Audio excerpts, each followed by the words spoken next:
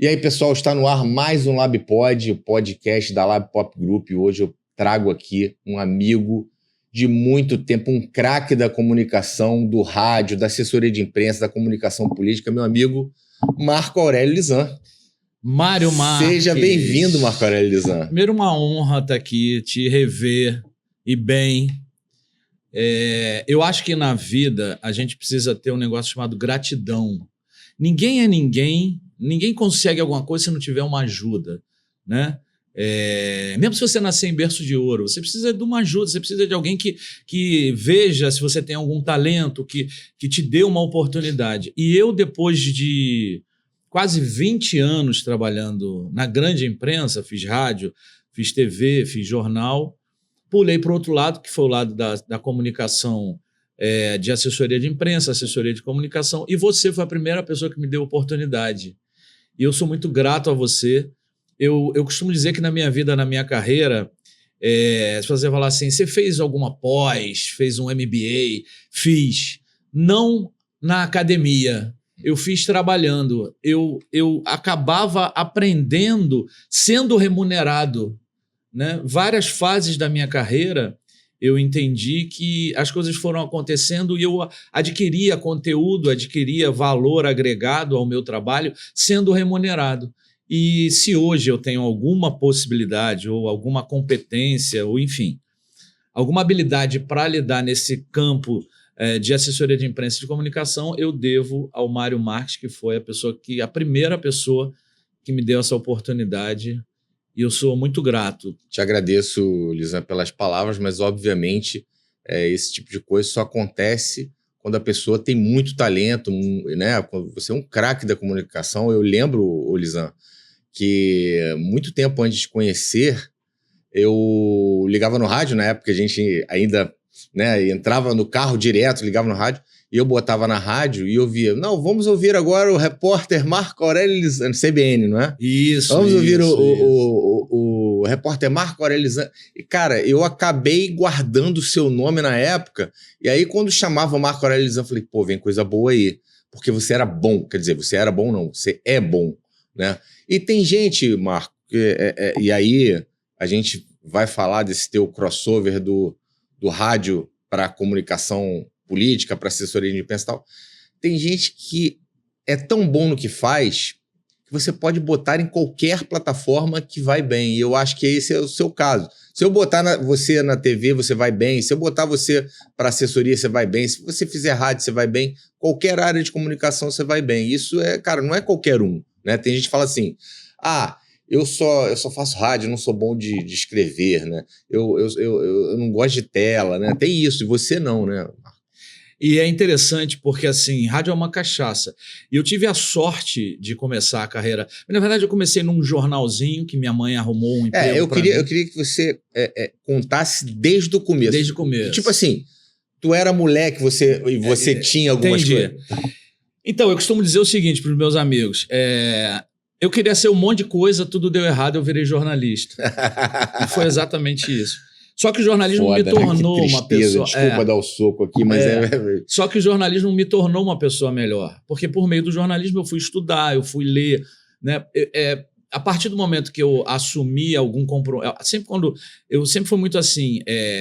se eu me proponho a fazer alguma coisa, eu quero ser o melhor, eu tento ser o melhor. Mas quando criança eu quis ser jogador de futebol, né? Sou flamenguista, sou da geração Zico, então eu vi o Flamengo de 81, né? Eu era moleque, pulei o muro do Maracanã para ver Flamengo e Santos naquela final de 83. O Flamengo ganhou com um gol do Zico aos 50 segundos de jogo.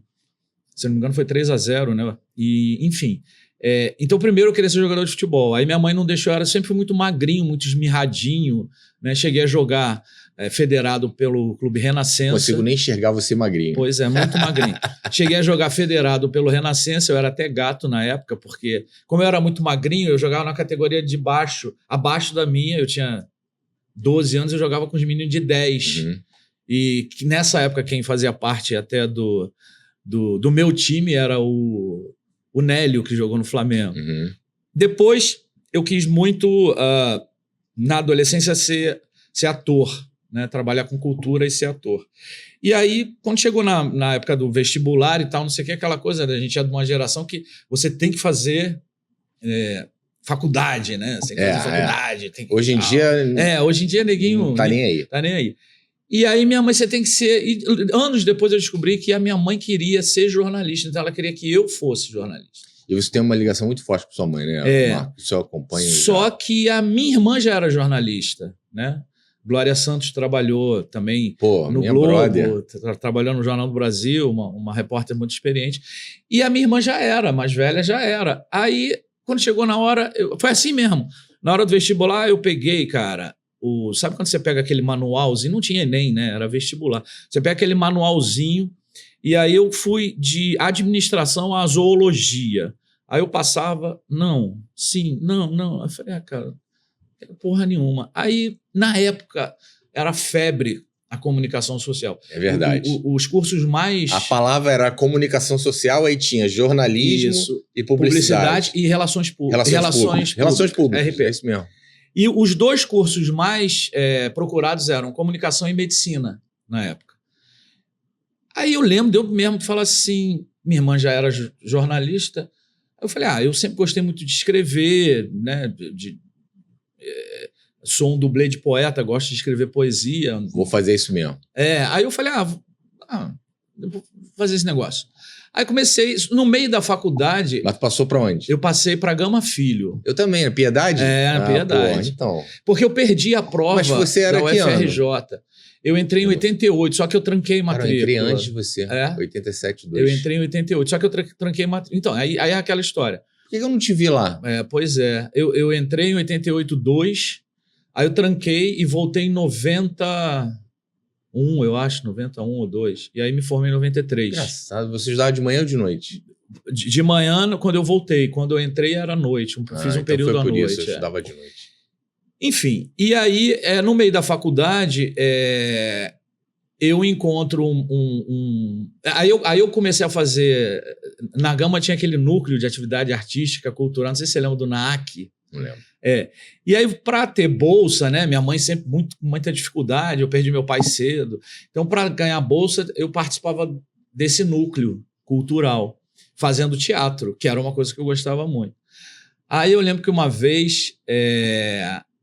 E era interdisciplinar, né? Tinha gente de tudo que era faculdade ali fazendo para garantir uma bolsa. E eu tinha uma dupla com um cara, eu era o Marquinhos, ele era o Marcão, porque ele é alto, grande, com um talento incrível. Depois ele foi fazer arte cênica, ele fazia educação física, ele se formou em educação física e depois fez arte cênica.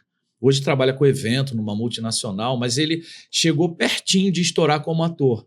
E a gente tinha uma dupla muito engraçada e tal. E uma vez a gente foi, nesse período, a gente foi fazer...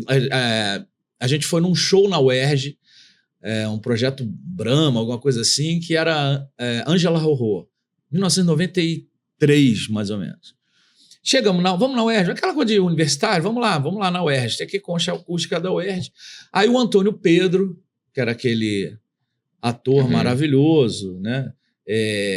Aparece no meio do show e fala assim, galera, a partir de amanhã vai ter o teatro da UERJ, não sei o que, papai. Eu olhei pra cara dele, falei assim, vamos vir nessa porra aí, vamos.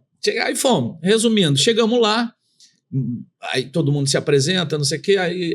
Encontrou o seu Jorge lá, não? Pois vou chegar. Aí chegamos lá e tal, aí eu falei, cara, a gente tem que falar que a gente é da Gama, né, que a gente não é estudante da UERJ. Aí só nós dois que éramos da Gama e tal. Aí Antônio Pedro, não, pode ficar. Aí a gente ficou e participamos, eu pelo menos, participei da primeira montagem. E aí, cara, era Antônio Pedro, Scarlett Moon Chevalier, Anselmo Vasconcelos, Ricardo Petralha. Então, assim, eu me deparei com essa galera e estudando teatro e fazendo aquilo. Aí eu cheguei em casa e falei pra minha mãe, eu vou largar. Aí ela deu um ataque de pitia, tu não vai largar e tal, enfim. E não dava, porque eu trabalhava, eu estudava, não tinha tempo. E aí eu medrei. Mas você fazia o quê? Você trabalhava onde? Nessa época eu trabalhava em loja, eu trabalhei em boutique, né? Nessa época vendedor boutique. Mesmo? Vendedor, fui gerente, vendedor de loja. Nessa época era isso. E aí estudava, e aí não tinha tempo para fazer o teatro. E aí eu medrei. Quando eu saio, o Seu Jorge estava entrando. Legal. E aí tem uma história incrível, assim. Na época... e aí o Marcão, que é esse que fazia a dupla comigo, ele era mais engajado, mais aquela coisa. Então ele ficava prestando atenção. Aí uma vez ele me chamou e falou assim, pô, vai rolar uma figuração de um filme dinamarquês, norueguês, uma coisa assim, lá em Santa Teresa, vamos? Eu falei, vamos embora, ganhar, sei lá, R$100 para ficar de figurante. Eu falei, vamos embora, nessa época. Aí a gente foi, aí foi quando eu conheci o Jorge. Aí a gente pegou uma Kombi e aí o Marco veio, porque eu já tinha saído do teatro da UERJ para voltar a estudar, e aí o Marco ficou um tempo mais, e aí foi quando o Jorge entrou. Aí vem o Marco e o Jorge, a gente entrar na Kombi, e eu lembro na época que assim, o ator negro que estava bombadaço, estouradaço, era o Luis Mendes, que fez A Próxima Vítima com o André Gonçalves, né? E o Luis estava bombadaço. E o Luis era o personagem principal ali daquele filme e tal. Cara, o Jorge, que é o seu Jorge, ele subiu e, assim, o tempo todo... meio que, não, eu sou melhor que o cara, que não sei o que, já era todo marrento. Assim, eu lembro que a primeira empresa, eu tava conhecendo o cara. Eu falei, caralho, esse cara é chato pra caralho, se acha pra caralho. A minha referência foi essa. Eu falei, caralho, esse cara é chato pra caralho. E ele, não, porque não sei o que. E aí, reza a lenda, não sei se... Você editou um livro do Jorge, não foi isso? Lá na nossa editora. Eu até trabalhei na divulgação contigo naquela época. E eu lembro que ele acabou se aproximando desse diretor, que é um país nórdico desse aí, que eu não lembro se o cara era... Acho que é dinamarquês. Dinamarquês, eu acho que é. E esse cara que meio que deu uma oportunidade para ele. Palmas pro seu Jorge. Mas é verdade que ele participou do Teatro da UERJ. Nessa época parece que ele vivia realmente em muita dificuldade e tal. Então tem esse cenário. Eu encontrei com o Jorge antes de, imagina, de Cidade de Deus, antes disso tudo, né? Cidade de Deus é 2000, né? Isso foi em 93. E aí, enfim, eu medrei no teatro e voltei para a faculdade. E aí na faculdade, cara, o que acontece? Eu virei para minha mãe e falei para ela, tu quer que eu seja jornalista? Beleza, só que o último ano eu já tinha essa noção. Eu vou ter que parar de trabalhar, porque ou eu arrumo estágio para já entrar no mercado. Que é um trabalho, né? Mas às vezes eu começo a trabalhar naquela época, estágio não Era remunerado, valor ridículo, né? Ou não remunerado. Então a senhora segura um pouco minha onda, tudo bem, eu vou também, né, perder meu dinheirinho para sair e tal, mas já que é isso... E aí ela arrumou um primeiro estágio para mim no jornal Povo. Lembra que espremia e saía sangue? Lembro. Enfim, e aí eu fiquei um mês... Que era, inclusive, ali perto, ali, né? Na Grajaú, né? Não, era na Lapa. Na Lapa? Era na Lapa. E aí eu fiquei um mês no jornal Povo e eu tinha me inscrito, eu tinha esquecido. Naquela época você recebia por telegrama, né? Então, engraçado, as comunicações eram por telegrama. Eu perdi a prova da UFRJ, do vestibular, porque tinha que ter uma confirmação de alguma coisa e o telegrama chegou atrasou, chegou 2 dias depois da minha casa. E aí eu não consegui confirmar. E aí não tinha como, né? Olha como é que a comunicação evoluiu, loucura, né? Uma loucura. E aí chega essa comunicação e aí... eu falei, aí eu tinha me inscrito num processo da FunTV, que era a fundação que geria a TVE na época e a Rádio MEC. Aí chega um telegrama lá em casa, eu estava no jornal Povo, você foi selecionado, aprovado, eu nem lembrava que eu tinha participado disso. Aí eu falei, legal e tal. Eu falei, vou fazer televisão. Você foi aprovado para essa FunTV, que seria a TVE. Que seria a TVE. Olha como é que eu chego no rádio. Aí... beleza, eu fui no Recursos Humanos, que era até no Palácio Gustavo Capanema, aquele prédio bonito do Ministério da Comunicação, Ministério da Cultura, ali no Castelo. E aí eu subo, cara. É um prédio meio que antigo. Agora foi reformado, mas era bem antigo, soturno, não sei o quê. E o chefão lá do RH era um gringo, falava até meio enrolado. Falava português, mas tu via que era... E aí ele vira e fala assim, você... Aí ele pega o meu processo, você vai para o jornalismo da TVE. Eu falei, tá bom. E eu todo feliz, né? Vou fazer televisão, não sei o quê. O cara errou, era máquina, Mário. Não era computador. Aí ele bate na máquina, tipo a carta me apresentando ao chefe de reportagem da TVE na época. E ele errou, e ele bateu o chefe de reportagem da Rádio MEC. Aí, quando ele pegou aquilo, ele olhou assim, aí ele falou com aquele sotaque, eu errei, botei aqui você pra rádio. Eu fiquei muito puto, né? Eu falei, porra, mas você é estagiário, tu vai falar o quê, cara? Pô, conserta aí. E aí? Aí ele falou, eu lembro dele falar assim, não, você vai pra Rádio MEC, mas a Rádio MEC vai ser uma grande escola pra você. Puta que pariu, por causa de um erro? Por causa de um erro. Manteve, melhor. Ele manteve. E ele falou assim, aí na época o André Trigueiro estava começando na Globo, e aí ele falou assim, o jornalista André Trigueiro, que está hoje na TV Globo, começou na Rádio MEC. Ele queria me dar um consolo, dele ter errado o negócio. Foi assim que eu vou parar em rádio. E tive a sorte na Rádio MEC de ter editores fantásticos e trabalhar com um editor chamado Carlos Borges, foi o cara que... A galera da antiga era a galera mais da pesada, nossa, a verdade de sentar, é essa. De toques do tipo assim, rapidamente.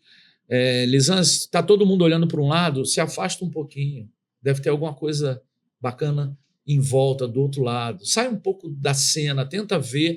E eu trabalhei, com Yata Anderson, o amigo do Rei, que era um cara que cobria esportes e tinha uma relação afinada com o Pelé, que sentava comigo. Aliás, um beijo pro Yata, tá vivo, irmão do desembargador Ciro Darlan. E o Yata, um querido. Trabalhei com o Adelson Alves, o cara que descobriu Clara Nunes. O cara que descobriu Clara Nunes, que deu oportunidade pro Djavan, né, que era a voz da madrugada da Rádio Globo. Então eu tive esses caras no início da carreira. E eu fiquei no rádio 15 anos. Dali eu fui para a Tupi, depois eu voltei para a Rádio MEC, contratado, fiquei 4 anos ali, e aí depois eu caio na CBN. Quando cheguei na CBN, eu já tinha 30 anos, era bem experiente, e cara, eu olhava com toda a modéstia para a estrutura da CBN, eu falei, cara, tudo que esses caras fazem eu já faço, eu sei fazer. E aí talvez por isso que eu tenha me destacado. É interessante o que você falou de recordar do meu nome. Eu fiquei muito feliz uma vez e não acreditei naquela época. A queridíssima Mariana Gross foi minha estagiária, né? Uma querida, assim, e ela era estagiária na época que eu era repórter da CBN. E ela sempre foi muito bem relacionada, a família e tal. E uma vez ela foi a São Paulo. Ela me contou isso, eu falei, cara, na época eu falei, não acredito, Mariana. E ela foi a São Paulo e ela teve um encontro com a dona Ruth Cardoso, mulher do Fernando Henrique Cardoso, né? Na época o Fernando Henrique era presidente e tal. E aí ela falou para mim, a Mariana, falou assim, olha, cara, a dona Ruth te adora. Eu falei, não, tu tá de sacanagem. Ela falou assim, meu pai me apresentou e falou que eu estava começando na CBN. Meu pai me apresentou, falou perdão. Imagina. Fábio? Meu pai me apresentou a ela, não sei o quê, e falou, minha filha está começando na Rádio CBN. E aí ela falou assim, eu gosto muito de um repórter do Rio chamado Marco Aurélio Lisan.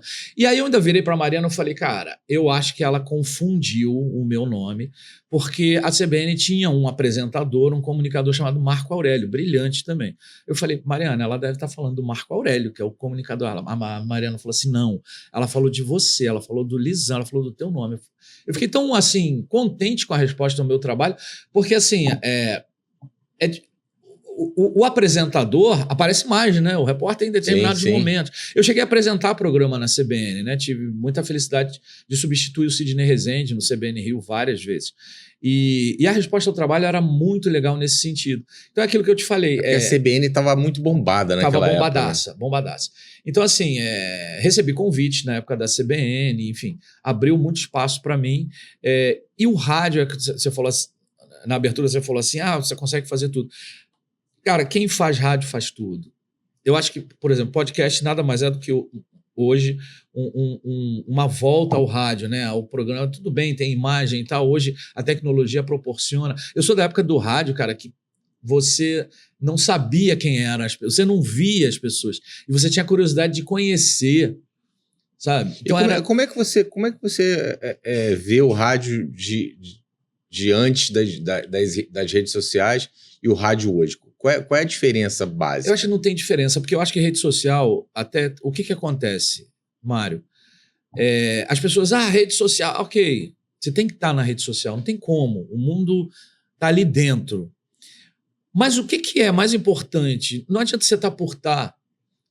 O que diferencia um canal A, B ou C, um Instagram A, B ou C, é o conteúdo. Você vai voltar lá na faculdade.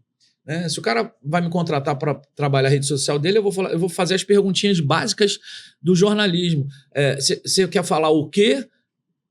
Com quem? Né? Você quer falar o quê? Com quem? Depois a gente vai ver como. Qual é o teu objetivo, né?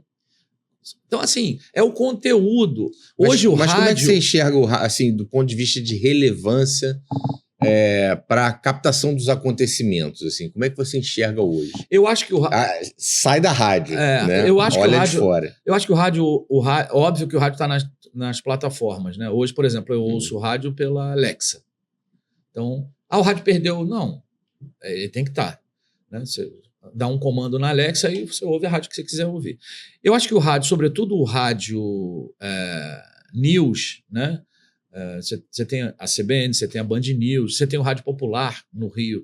A Rádio Globo perdeu muito, foi para o segmento musical. Você tem a Rádio Tupi. Você tem uma penetração muito grande ainda. Né? Você é um cara que trabalha com pesquisa. Os programas que o horário nobre de rádio é de manhã, né? Os programas da manhã chegam a dar 200 mil pessoas por minuto ali. Isso é muita gente. Ainda muita coisa. Então, assim, tem uma relevância. E, sobretudo, você vai falar assim, mas o público é um pouco mais velho. Pode ser, mas, sobretudo, nas camadas mais populares. O rádio tem essa penetração nas camadas populares. Por isso que, até bem pouco tempo, todos os programas de governo tinham uma ligação às SECOMs com rádios comunitárias, rádios pequenas, né, Brasil adentro. Ainda tem, porque a gente está muito, né, o eixo Rio-São Paulo, Brasília, mas existem grotões do Brasil que não têm esse acesso à internet. Sim. E o rádio entra, né? O rádio entra. A TV aberta, por exemplo, hoje a TV aberta ainda é uma potência muito grande. Uma potência muito forte, é porque a gente tá nessa bolha, tem que estar na internet? Tem, mas eu acho a relevância, e eu acho que o que vai fazer você ouvir ou não o rádio é o conteúdo. Né? Eu gosto de música, você é um cara especialista em música. Eu ouço o rádio A e não ouço o rádio B porque eu quero ouvir um tipo de música, né? E não outro tipo de música. Então, assim... Mas as plataformas de música não pegaram você nesse sentido? Claro, pegam, mas eu ainda ouço rádio. É porque você é um cara que, né, que aquele ambiente, você curte você viveu aquele ambiente. Então você não consegue abandonar esse ambiente. Não. Né? Tudo bem, se eu vou para academia, não sei o que, eu saio, acabo ouvindo música pela plataforma. Mas, por exemplo, em casa, eu dou comando na Alexa, eu ouço rádio em casa. Eu não ouço música. Né? Aí você vai para o YouTube. É engraçado nessa coisa de música. Eu acho o YouTube uma coisa muito assim... Vou ver se eu me faço entender. Falta de originalidade. Aquilo ali é muito fabricado. O rádio é mais... Né? Qualquer artista hoje que quer estourar ainda tem que fazer rádio. Agora, você não tem vontade de voltar para a rádio? Muita. Tu tem vontade? Muita. Jura? Muita. É porque de vez em quando, Lisandro, o que acontece? Eu trabalhei muito tempo em redação, né? Quase 20 anos. De vez em quando, quase sempre, eu sonho que eu tô na redação, cara. Mas eu também sonho. Uma loucura. Mas eu também sonho. Porra, aí quando eu acordo, né, eu penso... Porra, que saudade que eu tinha de sentar naquela porra daquele terminal e ficar lá fazendo... Você já ouviu uma foto sua que tu publicou no Globo? Com maior galera. Cara, muita gente da antiga bacana, né? Cara, é assim... Só que, do ponto de vista financeiro, já não vale mais a pena, né? É essa a questão. Você tem que estar sempre com um comercial do lado, você tem que estar com um investidor, né? Você entrar hoje para, sei lá, vamos lá, você fazer uma rádio popular, você tem que levar o comercial, porque o cara não vai ter salário para te dar. Então você tem que levar um patrocinador, tal, enfim. Mas nossa, a rádio é incrível, a rádio é imediato, a rádio é ao vivo. Eu lembro, na época que eu fazia a CBN, E a gente fazia muita programação local, tinha rede também. Mas só você quer dizer. Então, se houvesse um convite a você de uma rádio, tu ia na hora. Faria. Tu ia na hora, Na sem hora. pensar. Claro, tem que ver o projeto e tal, mas sim. com certeza. Que loucura, né, com cara? certeza. E engraçado que... Hoje você passou por TV e você teve uma passagem também pelo Globo. Passei. Você acha que dessas plataformas todas, a que mais te motivaria seria o rádio? Sabe que é engraçado? Óbvio que mudou, o rádio hoje tem imagem, né? Podcast é uma coisa muito legal. Já pensei em criar alguma coisa assim. É porque eu ainda não maturei exatamente aquilo que eu gostaria de fazer. Mas, sob o ponto de vista do prazer de fazer, total vontade, total. O rádio tinha uma coisa assim, tanto que muita... Você vai hoje para os profissionais experientes da TV Globo, teve um momento, até com o Evandro, né? Que muita gente de jornal foi levado para a Globo, sim, né? Sim. E outros profissionais de rádio foram também, né? Aí costuma-se dizer, quem faz um vivo bem sempre tem a bagagem do rádio, né? Uhum. Eu trabalhei com pessoas tipo Ana Paula Araújo, Ana Paula era brilhante, a própria Mariana Grossa, Mariana era incrível. Então, assim, muita gente veio do...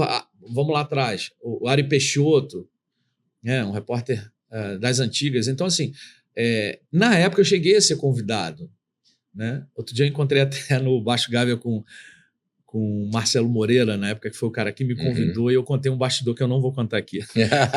Mas sabe o que aconteceu? Assim, eu não tinha aquela coisa, eu quero trabalhar na Globo. O rádio me dava um prazer muito. Já te preenchia. Já me preenchia. E eu Agora, percebia, só para encerrar isso, e eu percebi que, assim, as pessoas tinham que, óbvio, né? Se não tinham um padrinho, tinham que meio que ficar forçando. Eu falei, cara, não vou forçar. Não que eu me achasse, não é isso, é porque é a minha personalidade, né? Sempre foi, né? Então, assim, eu cheguei a ser convidado, mas eu percebi que tinha que falar com fulano, tinha que falar com ciclano, tinha que... não, dá muito trabalho. Aí, beleza. Cara, essas movimentações são chatas demais, né? São. Agora, e eu já tinha uma certa idade, né? Eu falei, tem certas coisas que é melhor não fazer, né? Agora, Lisandro, deixa eu te levantar uma questão. Na época que você trabalha na rádio, né?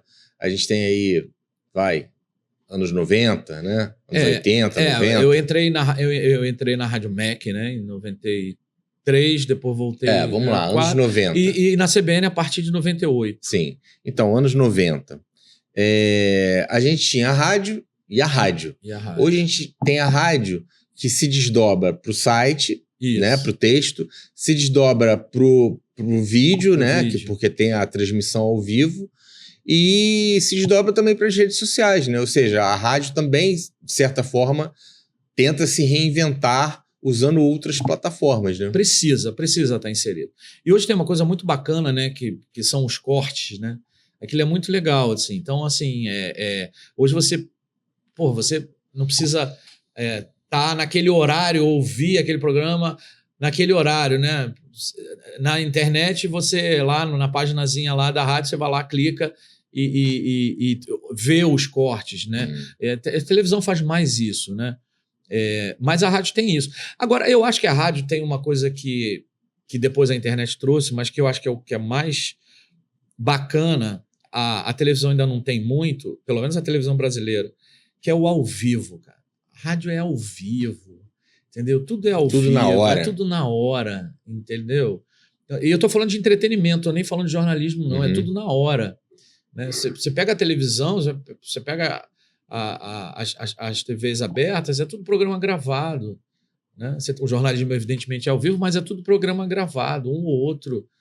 Né? Não é, né? Vai para o entretenimento. Qual é o programa que é ao vivo? E rádio é ao vivo. Então, ao vivo, você tem a possibilidade de acertar, você vai errar. E é mais... é legal errar. É legal também. E é orgânico, sabe? Então, eu brincava na época do CBN Rio, que tem até uma história engraçada. A gente trabalhou, aliás, eu vou mandar um abraço para o ex-governador Antônio Garotinho. Tive o prazer de trabalhar com ele a partir do convite do Mário. E eu cobri o governo dele, né, da CBN, quando ele era governador, e cobri da Rosinha também. E eu lembro que quando o Garotinho... Naquela época tinha muito mais veículo, tinha muito mais... E aí quando tinha alguma novidade, não sei o que, a gente chegava no Palácio, o Garotinho falou alguma coisa. Aí eu lembro, o Ari Peixoto cobria muito nessa época. E aí o Ari, não, Lisandro, deixa eu gravar. E eu dizia para ele o seguinte, Ari, enquanto o teu cinegrafista tá preparando a lente, você tá escrevendo, eu já entrei e saí do ar, amigo. Eu já entrei e era o que acontecia. Eu falei, eu já entrei e saí do ar.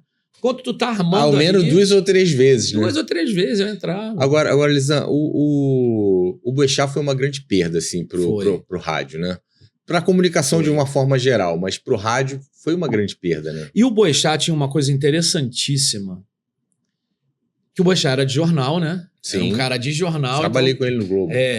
E tinha um pouco esse... Quando saí de rádio, eu quis fazer o Globo um tempo, fui convidado, e para provar, porque tinha um pouco daquele preconceito, quem faz rádio não sabe escrever. Sim. Eu era ao contrário. Eu tive que me readaptar à rádio, porque eu escrevia demais. Então, assim, meu texto eu tinha que aprender a sintetizar, porque eu gostava sempre muito de escrever. E aí eu passei uma temporada pequena no Globo, mas tive a felicidade de emplacar boas matérias e tem a coisa da autoria, né? O editor tem que ter o... Sim, o toquezinho. O toque. Mas tive sorte de ter textos assim, meio que quase que na íntegra publicados. Eu fiquei muito feliz. Mas o Boechat, então tinha esse preconceito de quem era de rádio não sabia escrever, e quem era de jornal também a gente falava, se botar o cara no microfone, o cara não vai funcionar. E o Boechat, na verdade, o Boechat trouxe para o All News a coisa da rádio popular. Qual foi o sucesso da Band News contra a CBN? E aí, isso era uma crítica que eu fazia ali. E ele meio que dava esporros, né? Ao vivo. Cara, o Boechat conversava com o ouvinte como se ele estivesse tomando um chopp ali no botequim. E rádio é isso. Eu lembro que nessa época, a CBN era muito quadrada e eu achava aquilo muito ruim, né? E eu era um cara que eu gostava de conversar. Quem me conheceu da época sabia que um dos meus pontos fortes era o improviso. Eu quase não escrevia.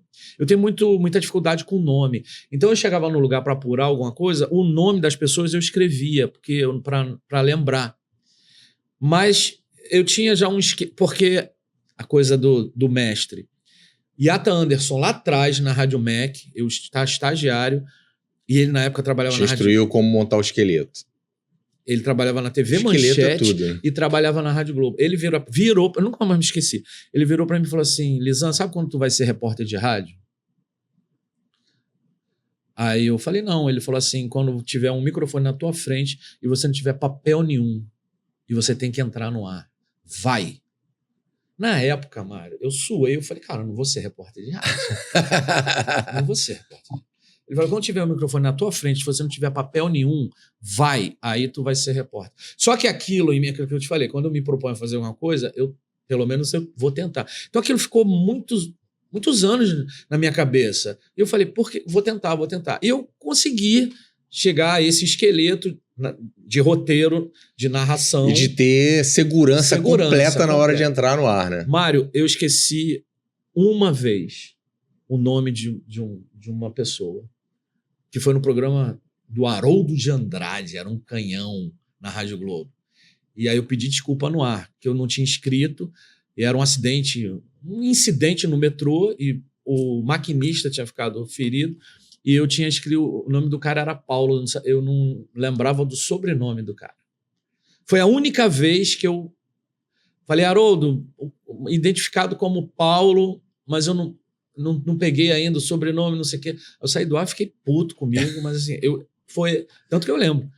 Então assim, a rádio é uma cachaça. Lembrando, falando novamente sobre o Boechat, meu pai... Então, aí o Boechat, eu acho que ele traduziu, aí nessa época, havia isso, o Boechat levou para a Rádio All News a rádio popular, e rádio é popular, porque tem uma coisa, às vezes as pessoas... A própria televisão, hoje o jornalismo televisivo hoje, de uns tempos para cá, é muito mais espontâneo do que... Quer ver vamos lá atrás. Eu não queria, não é que não queria, mas eu ficava pensando assim, pô, repórter de TV, todo mundo usava terno. Eu odiava usar terno, cara.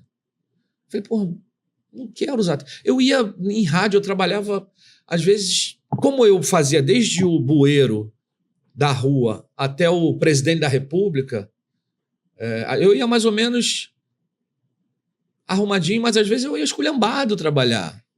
Esculhambado que eu digo assim, uma camiseta, uma calça jeans e tal. E os repórteres de TV todo dia, não sei o que. Eu falei, cara, não... Esse formato, para mim, não era um formato de rádio. Tanto que eu gostava mais...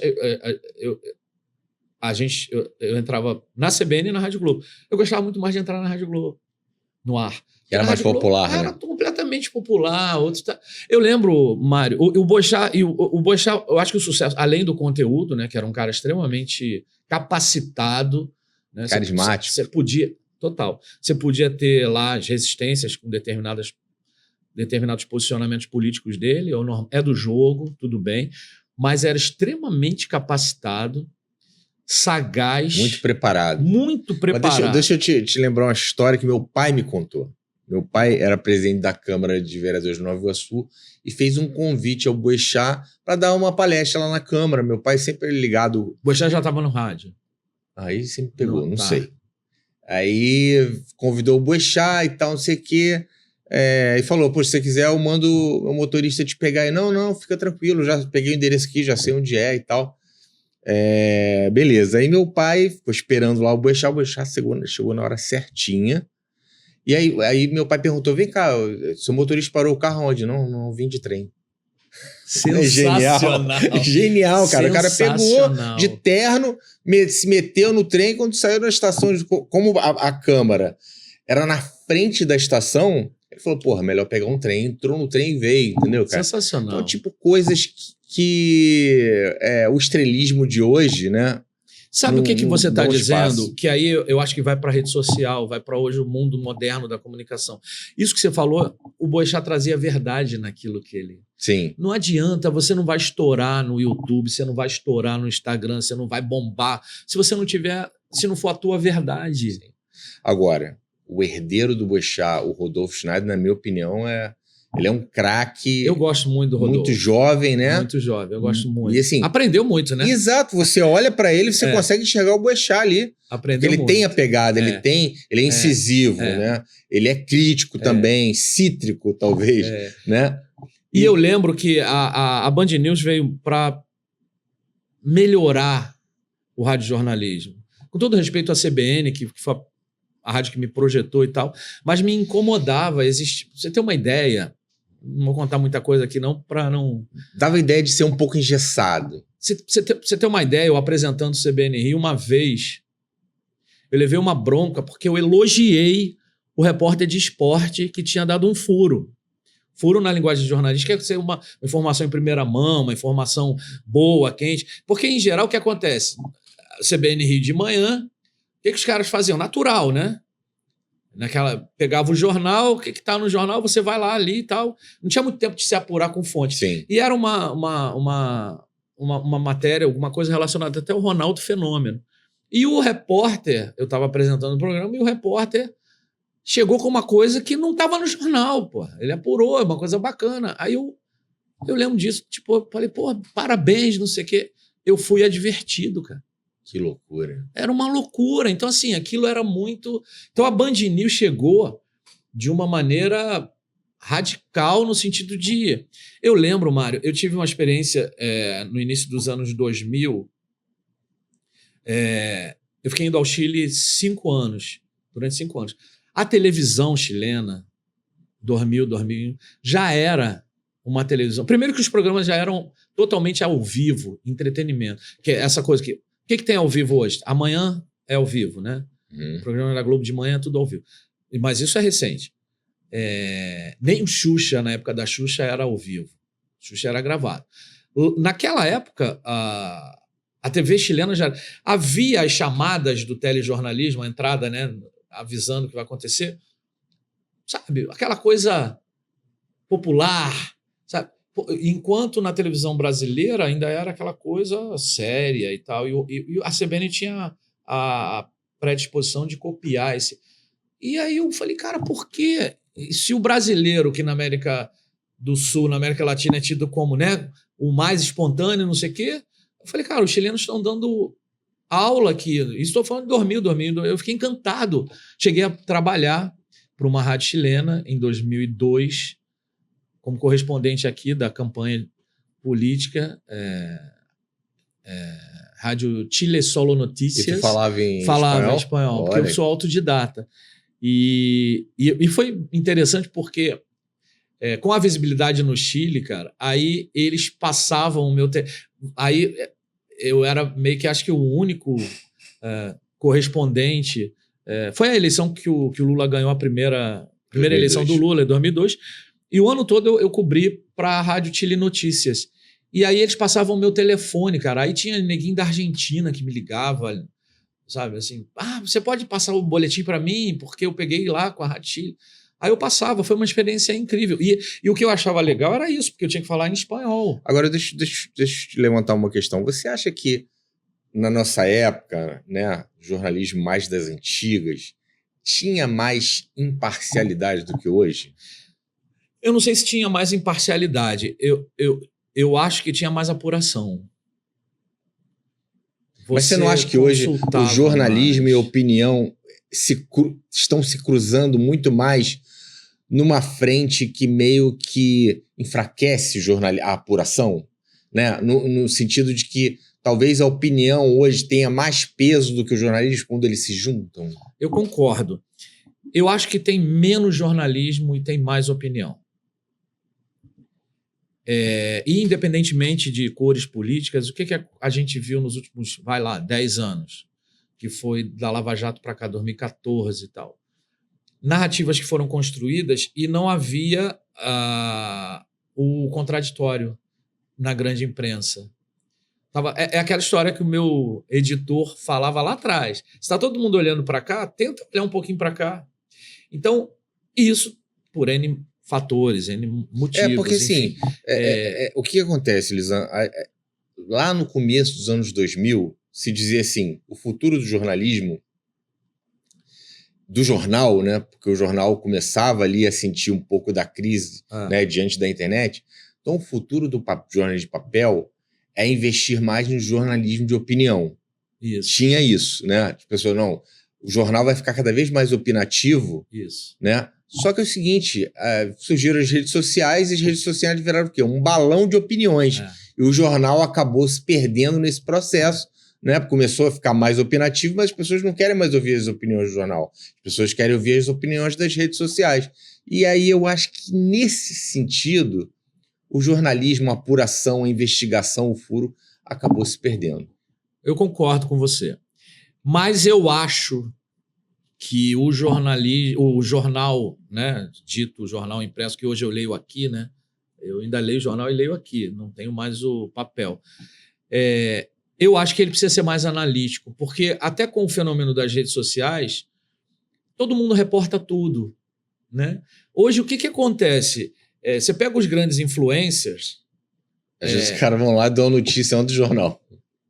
Os caras reproduzem o que sim, saiu, também, né? Também reproduzem, né? Você pega um Hugo Gloss, que tem bilhões de seguidores, porque o que acontece? Hoje, as pessoas, os artistas, os políticos, eles têm os próprios canais deles, né?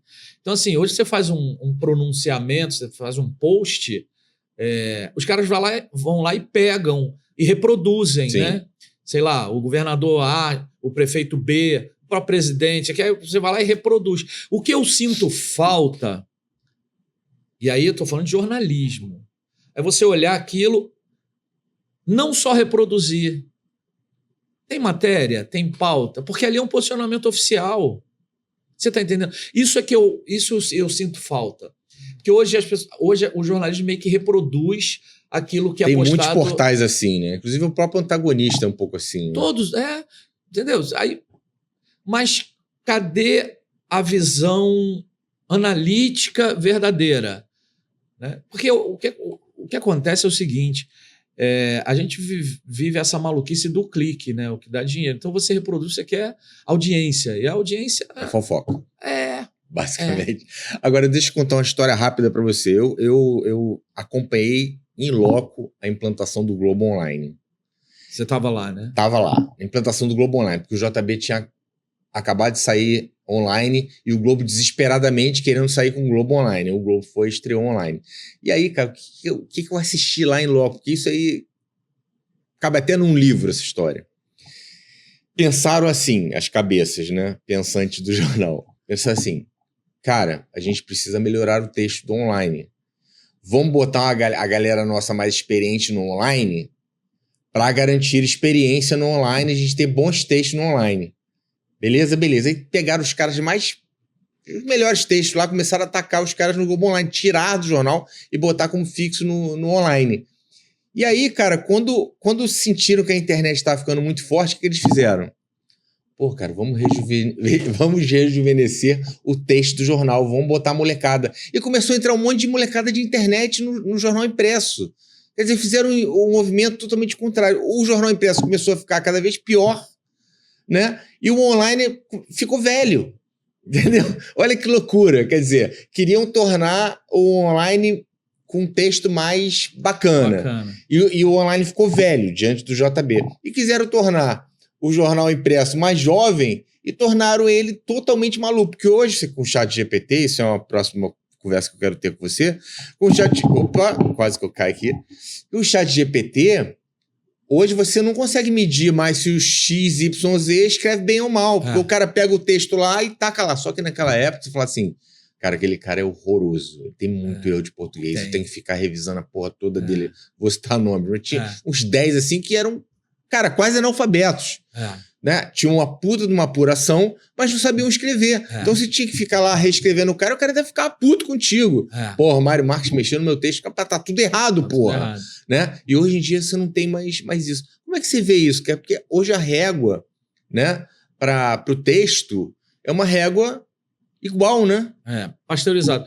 Você usa o ChatGPT? Cara, eu comecei agora porque eu preciso me atualizar, evidentemente, né? A gente que trabalha em comunicação. Eu tô brincando com ele um pouquinho. Até fiz um post Desculpa, eu fiz um post no LinkedIn e aí eu abri o post dizendo assim, esse texto não tem inteligência artificial, que tu tem que informar. Caraca, já pensou se agora tudo que a gente escrever tiver que informar isso? Então, aí vira loucura, né? Então, assim, eu tô navegando e brincando, tentando entender. Essa semana até eu botei... fiz uma brincadeira, botei assim no ChatGPT, quem é o repórter Marco Aurelian?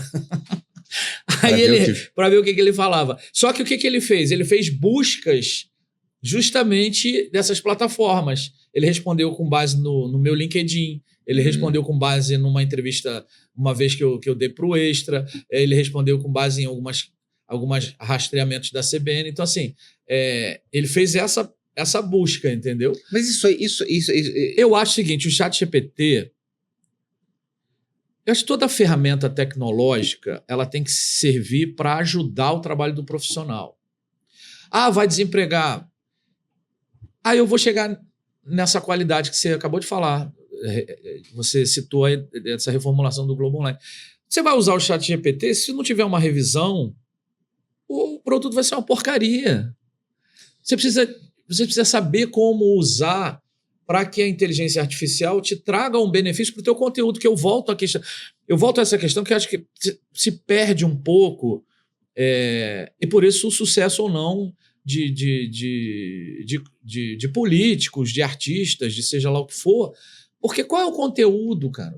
É o teu conteúdo que é o que mais mas aí importa. Eu quero levantar uma coisa com você. Por exemplo, na redação, seja no Globo, seja no JB, né, a gente falava assim, cara, bota aquele cara para fazer texto, para fazer esse texto, porque, porra, vai vir o texto final e tu vai ter menos trabalho, a gente tem pouco tempo.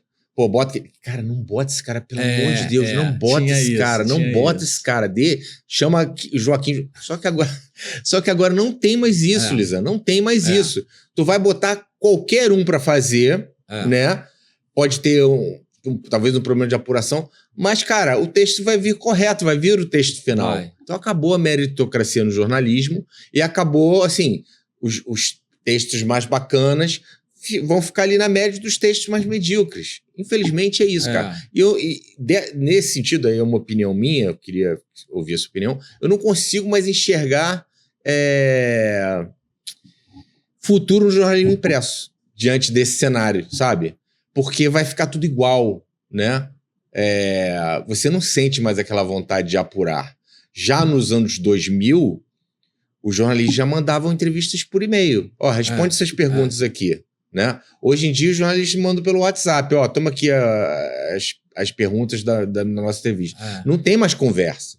Se você entrar na redação hoje, tirar uma foto da redação, vai ver ninguém no telefone. Isso é muito ruim. É que eu estou te falando da reprodução de conteúdos postados no Instagram, conteúdos oficiais.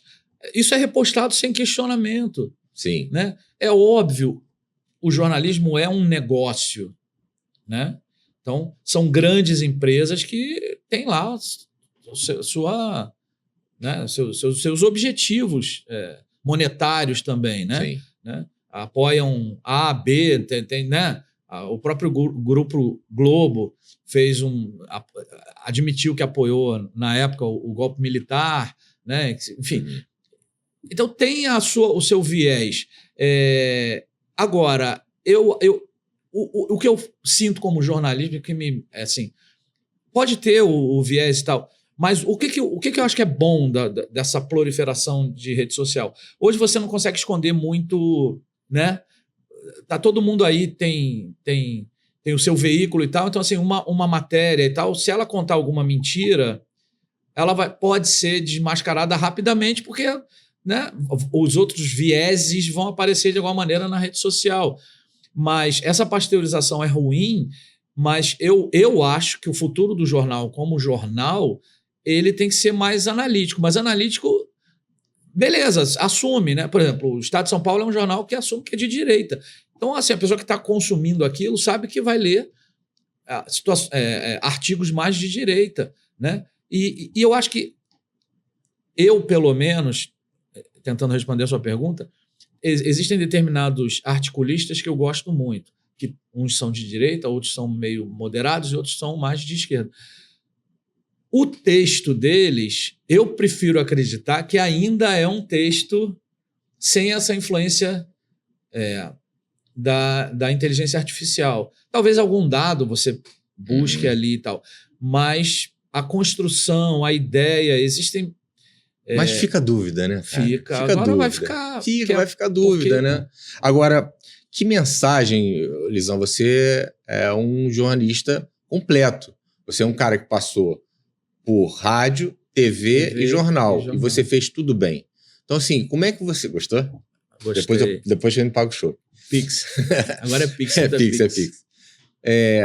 Que mensagem você deixaria pro sujeito, pro moleque, que nesse momento pretende prestar vestibular? Existe vestibular ainda? Agora é Enem. Né? Pretende cursar faculdade de jornalismo. Que lições ou instruções ou caminhos você daria para um cara que vai entrar nesse futuro, né? Se é que existe. Palavrinha mágica, né? Empreendedorismo. A gente é de uma época da carteira assinada. Não existe mais isso. Então, e hoje o bom das redes sociais é que você hoje cria o teu canalzinho lá no YouTube, cria o teu Instagram. Agora, preste atenção no conteúdo. O que você quer dizer, a quem você quer dizer e como. Isso é bem faculdadezinho, iniciozinho. Porque se você fugir a essas 3 perguntinhas, não adianta. Você vai nadar de braçada num copo d'água e não vai acontecer nada. Tem que ter certeza. O que você quer? Eu quero ser um jornalista. Tal. Óbvio, ainda tem, né, alguma empresa que vai te empregar, quer ser repórter e tal. Mas, principalmente, desenvolver essa veia empreendedora, eu acho. Porque o mercado mudou. Né? Se você tiver a possibilidade... mas eu não sou empreendedor. É difícil, né? Não ser empreendedor é difícil. Tem gente que tem pegada, tem gente que não tem. Que não tem, tem vocação.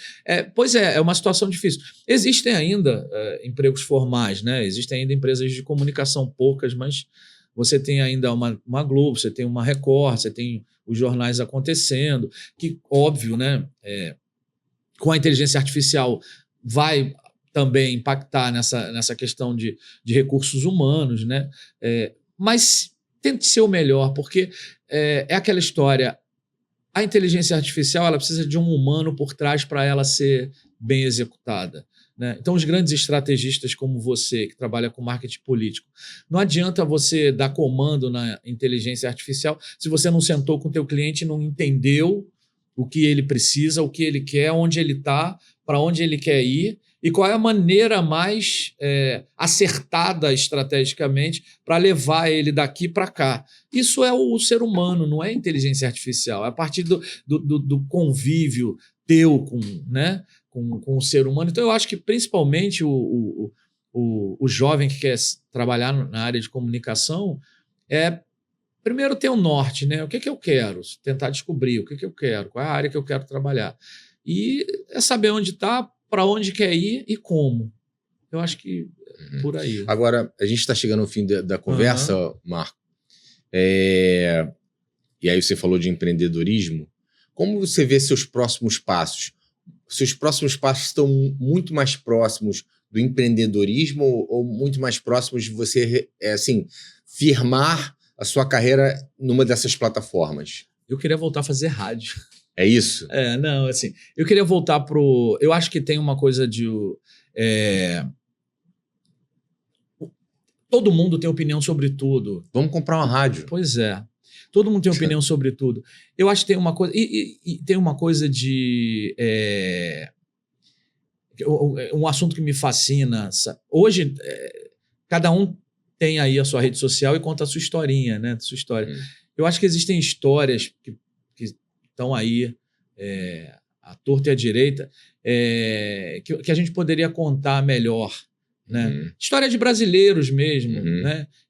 O brasileiro simples, porque assim, qual é a pegada? Isso não tem nada a ver com política, tudo é política, né? Enfim, mas assim, qual é a pegada? É de você, não é transformar, eu acho, transformar, né, que é o Big Brother, transformar anônimo em celebridade, não é isso, mas é contar histórias fidedignas, sabe?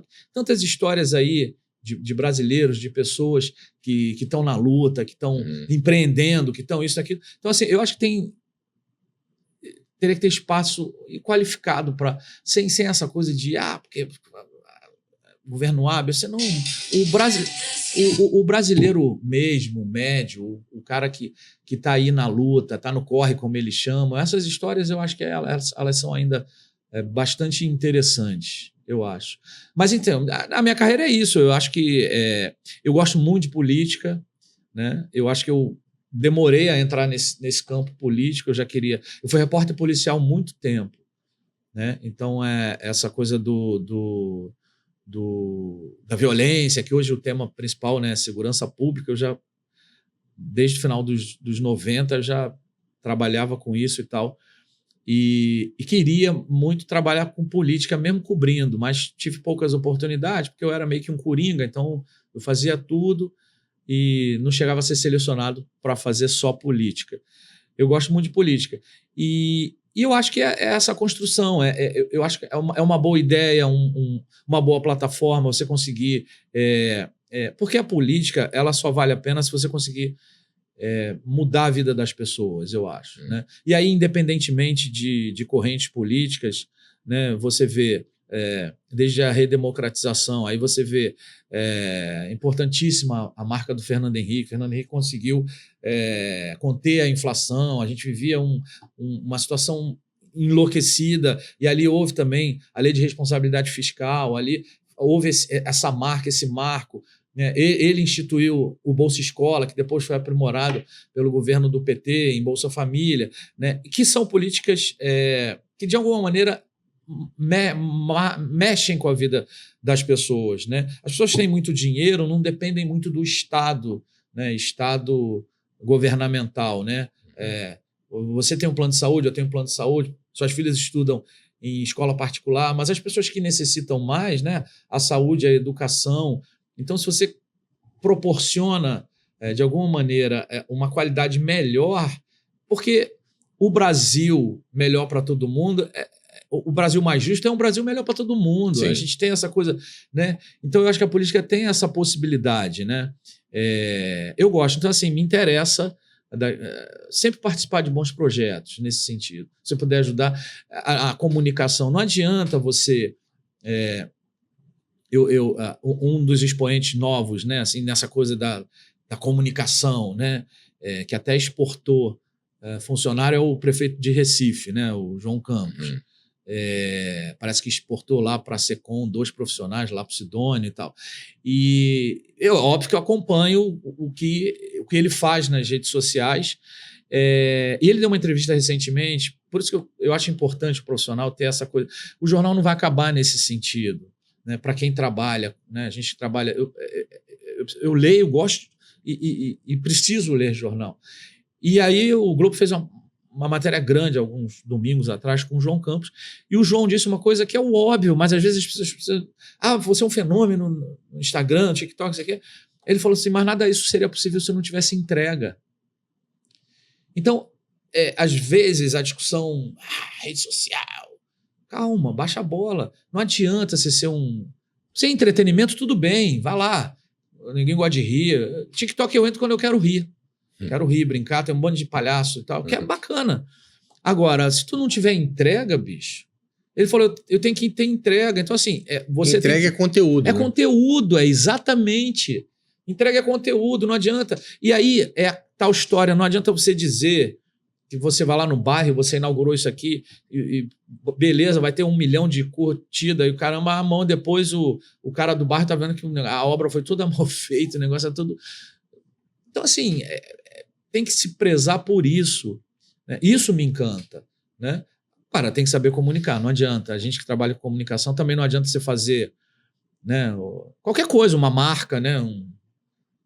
Outro dia eu vi um post agora recentemente de uma jornalista, achei curioso e interessante, ela postou no Instagram, Farmácia Arena, né? Que é famoso aí, o show do Caetano e Bethânia, vai ter o Gil, o Tempo Rei, e ela falou assim, ela ficou curiosa de saber que empresa é aquela, porque você quase não vê, né?